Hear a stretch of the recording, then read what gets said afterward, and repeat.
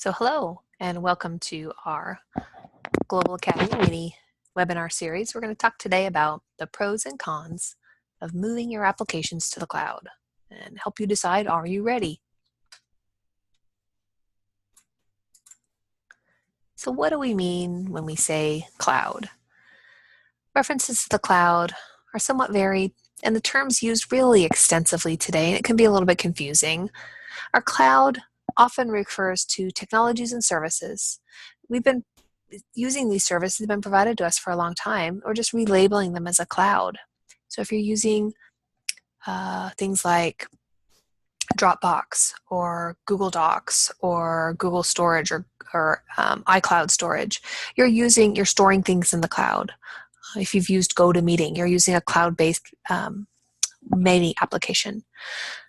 So when we're talking about the cloud, what we're really referring to are three main components.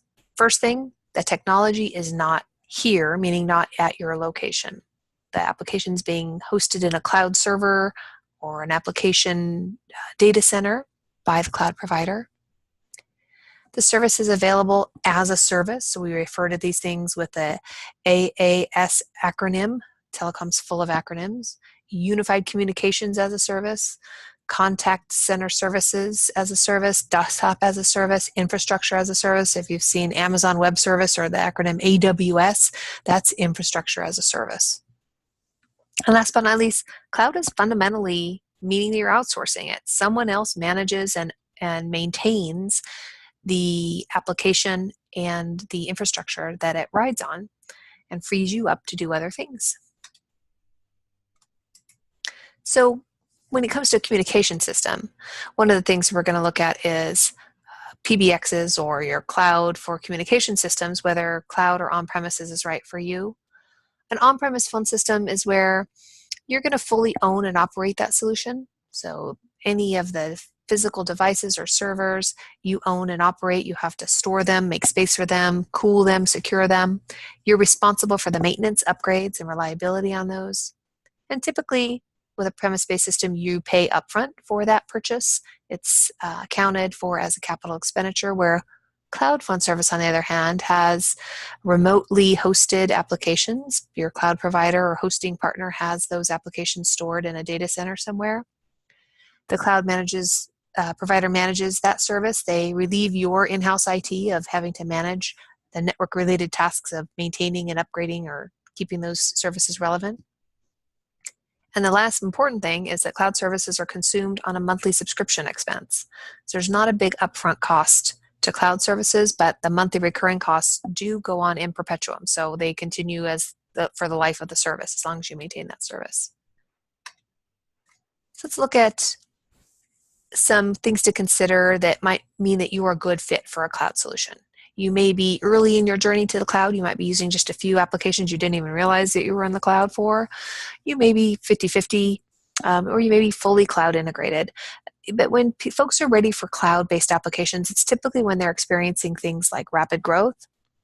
So you might be having new offices opening up frequently. You might have a need to spin up a new office in a short amount of time. One of my customers recently said to me, when we make a decision, we want to implement it within a week or two. We don't have 30, 60, 90 days to wait for circuits and things to be delivered and infrastructure to be ordered and delivered.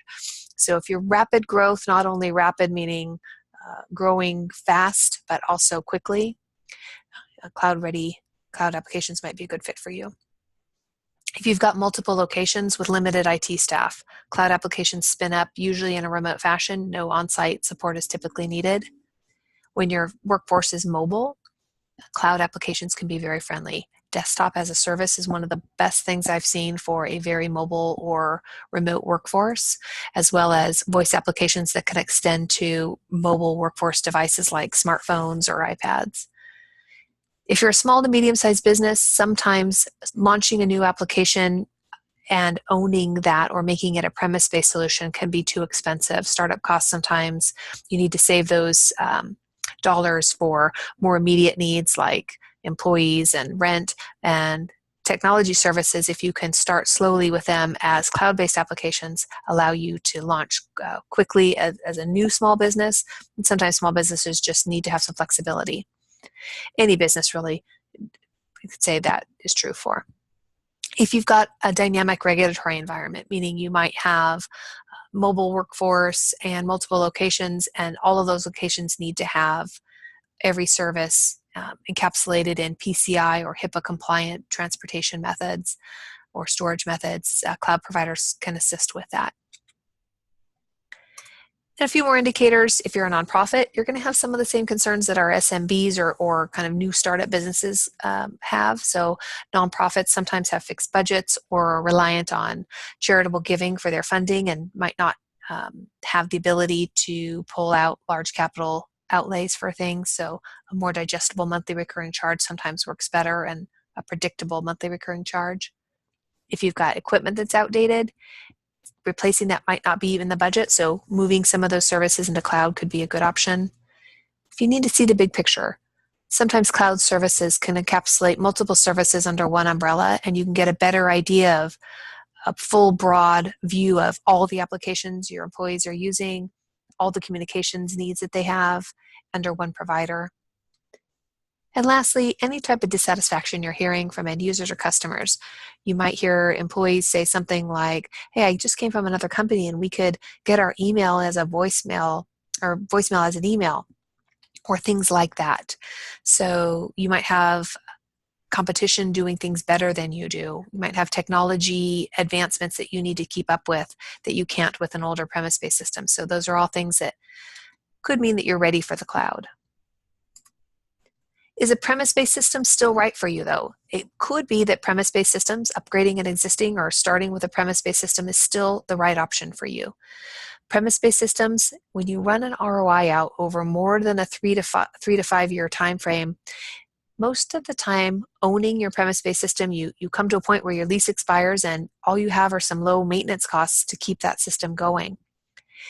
If it still offers you the technology and features that you need, and you can realize better capital expenditure and relief after the lease is up, then that premise-based system might still be right for you. If it's a premise PBX, having the option to have different types of dial tone service can allow you some flexibility, reliability, and redundancy in your design. You can also have a lower cost on some feature sets. When I look at cloud-based voice services, hosted PBX vendors, some of them have options that you can add on that are not included, like ring groups or the ability to log in as a user on any phone device. Some of those are upcharges. They're additional charges, and it might be an unexpected expense that a premise-based system can offer as an all-in-one inclusive. You'll have more control and more flexibility over your phone system. A concern I had with a cloud-based user was the upgrades that the cloud provider did. They had a large number of phones in their deployment. And the upgrades that the provider would do would happen during downtime, during weekends when they were closed. But sometimes not all the phones were updated. They were still updating firmware even on the following Monday morning when people were coming in and needing to use them. So having control over that upgrade process, the timing of the upgrade, and the availability of your end users during maintenance periods is something you might need to maintain control of, and a premise-based system will offer you that control. Lastly, signaling over your own network, meaning when I make a phone call on a premise-based system, I'm calling the person in the cubicle next to me, that phone call stays within my local area network. Where with any cloud-based provider, every call has to leave your network, go over the internet to their PBX in the cloud, wherever that data center is, and then make the trip back, even if it's coming right back to the phone next to you. Having that control over the voice, some people are concerned about the security of those types of phone calls. Although I must say most providers do wrap their voice around secure packets nowadays. That could be a concern and something you want to consider. Remember, if you do decide that cloud is right for you, you don't have to eat the whole enchilada all at once. You can start by easing into cloud services. You can manage deployments by starting with small groups of users.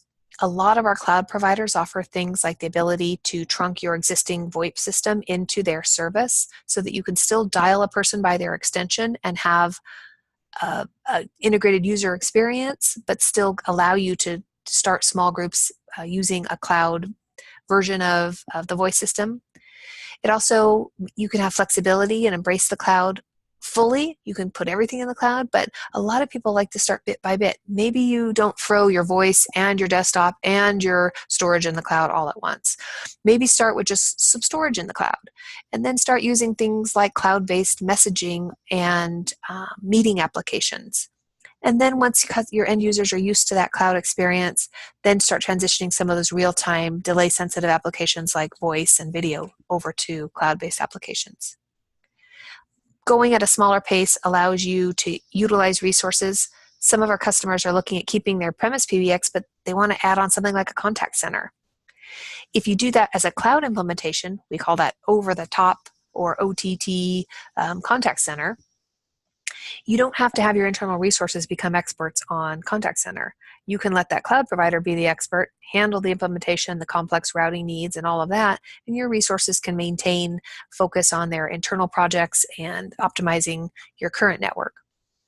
And lastly, you can gain buy-in as you need and move forward with other cloud-based solutions. When I say gain buy-in as you need, only certain departments might need applications initially, and so you can get their buy-in and allow that acceptance to filter down to the rest of the company and then move those other departments as you need. We want to avoid pitfalls. So one of the things we want to do is kind of be smart about looking at the cloud and starting. So as we just suggested, starting small is important.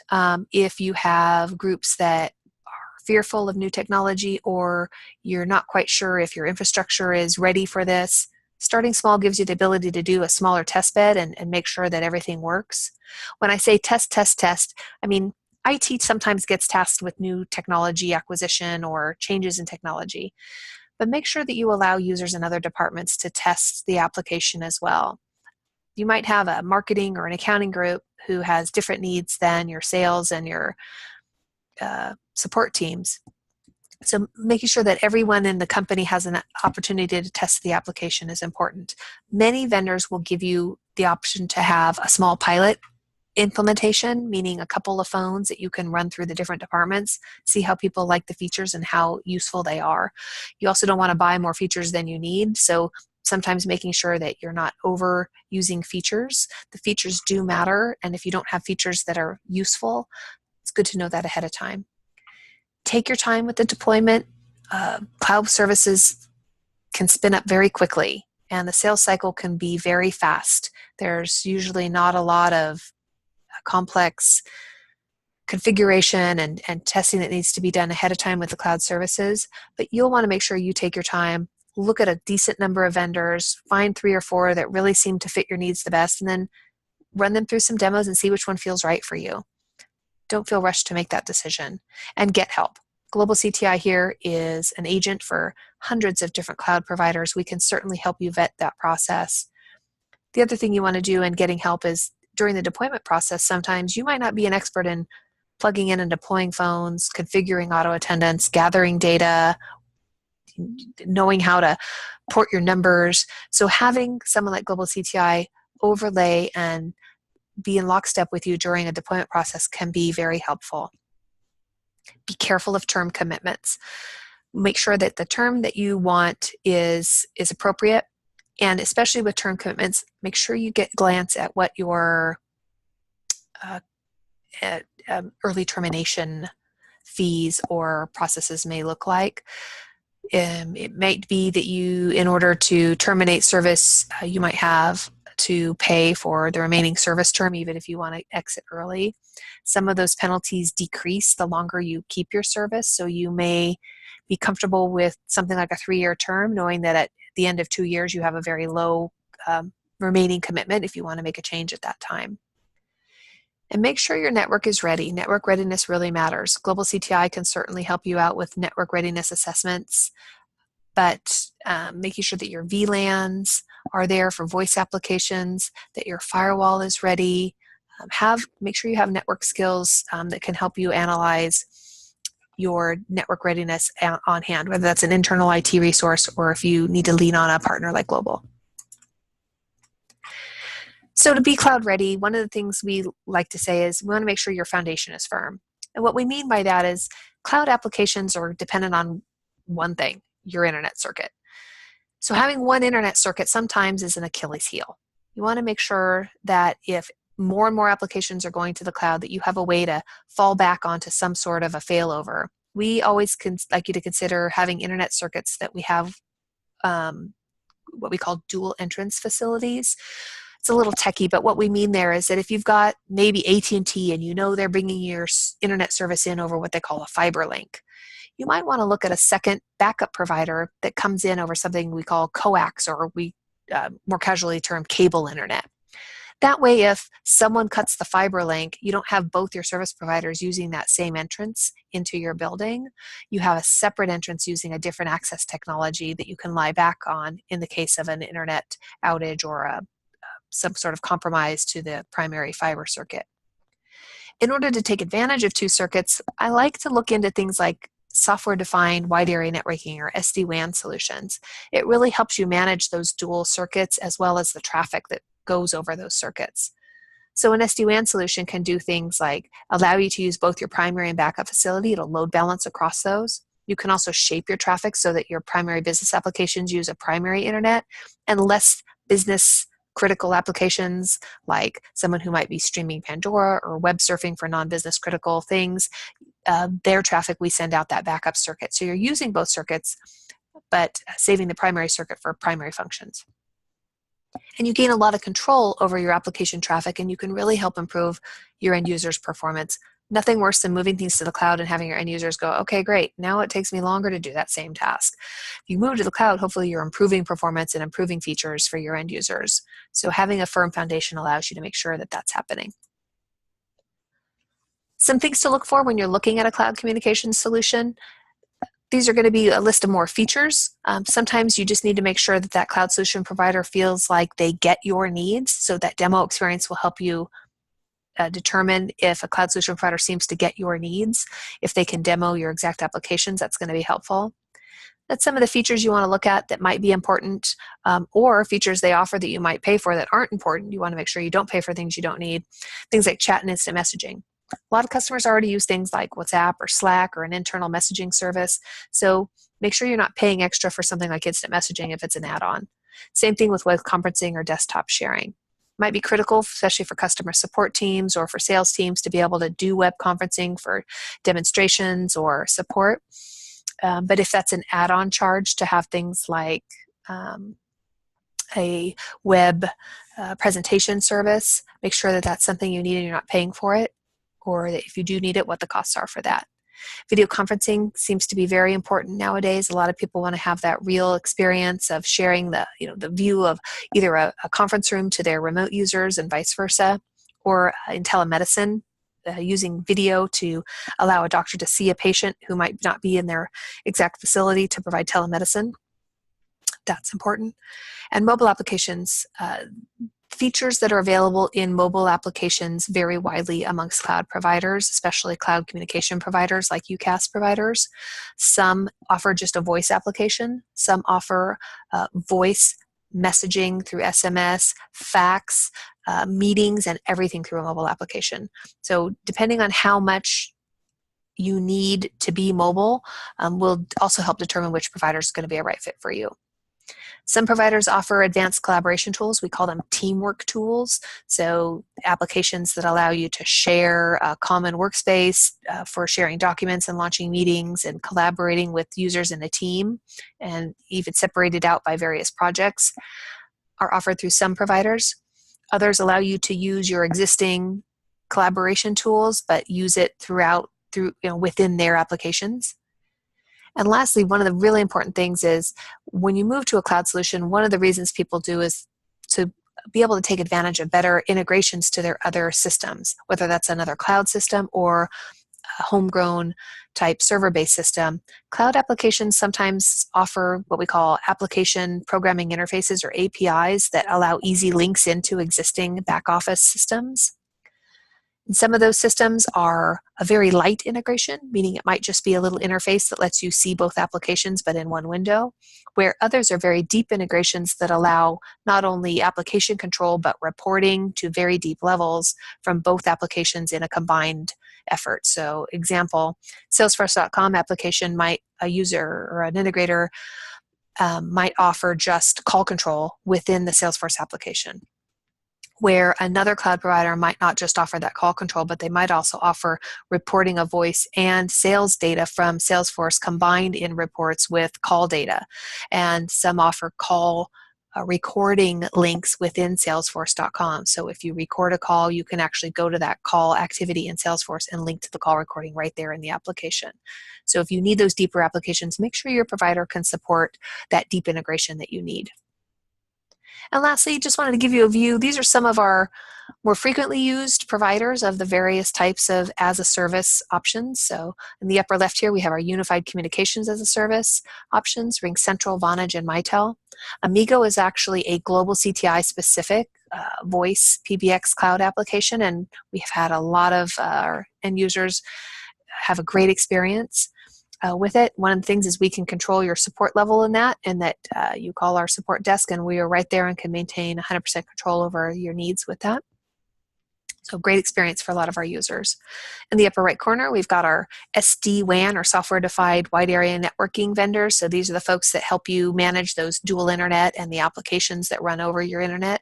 Ariaka is a large SD-WAN provider. In other words, they tend to fit best when you're got offices across the nation or in international locations. CloudGenix and Bigly are both great providers who offer single site or medium to small enterprise solutions at a very digestible and very easy to manage application level. On the bottom left, we've got our SIP trunk providers. If you are using ShoreTel or Mitel PBXs and you've still got traditional PRI circuits, a lot of our customers are looking at SIP trunks as a way to increase their cost savings as well as resiliency and backup options. Desktop as a service right here in the center. Nerdio is a great partner we've recently partnered with. They offer desktop as a service, meaning you can move applications and cloud-based applications and give a desktop experience that's hosted. So any device, a smartphone, a tablet, a home-based computer, a traveling small lightweight computer that doesn't have a lot of memory, or maybe even you have to access your desktop through a slow internet connection, either at a public place or at a home office. The desktop as a service allows you to link to your remote desktop, and from that remote desktop experience, you access your applications through their internet speed.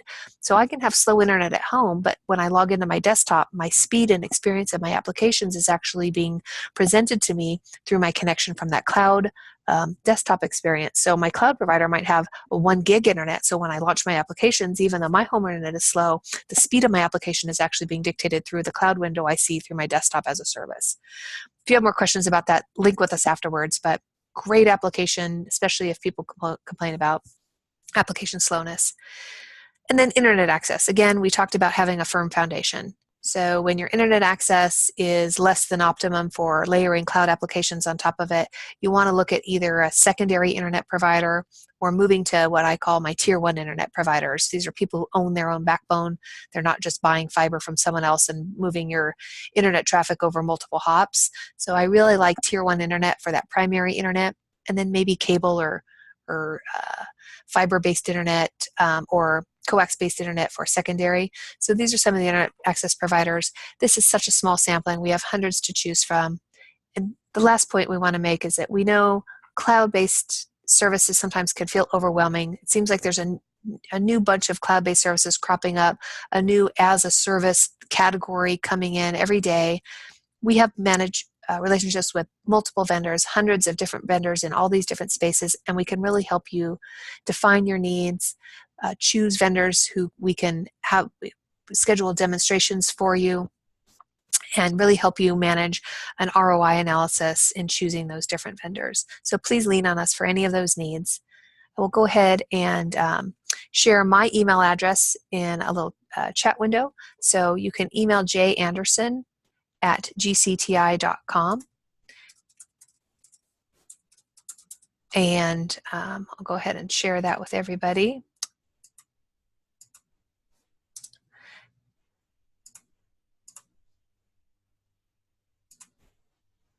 And thanks for joining. If there's any follow-up questions, again, janderson@gcti.com. Feel free to email me for any follow-up, or you can always contact us through our contact us page at www.gcti.com. Again, thanks for joining. and look forward to having you join us on our next webinar.